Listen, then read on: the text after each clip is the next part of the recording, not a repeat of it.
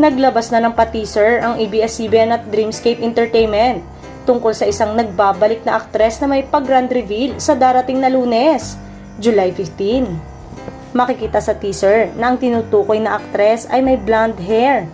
Walang ibang clue tungkol sa kanya, subalit nagkakaisa ang mga netizen na ito ay walang iba kundi si 7th Eddies Award Best Actress Julia Montes, na napaulat ng magbabalik sa paggawa ng teleserye kasama si megastar Sharon Cuneta, na kamakailan ay nagkaroon ng grand contract signing para sa proyekto niya sa Kapamilya Network. The long wait is over, magbabalik na siya.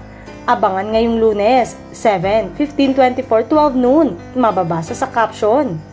Bagamat may mga humuhulang si Julia Montes ito sa likod pa lang, nangingibabaw ang mga netizen na nagsasabi at nag-aasam na sana si Angel Locsin na lang ito, na matagal-tagal na rin naka-showbiz. Social media hiatus. Pwede bang si Angel Locsin na lang? I think it's Julia Montes, since the other week si Sharon Cuneta ang pinakilala na may bagong project sa Dreamscape. Angel Locsin sana, pero pag si Angel to, grabe.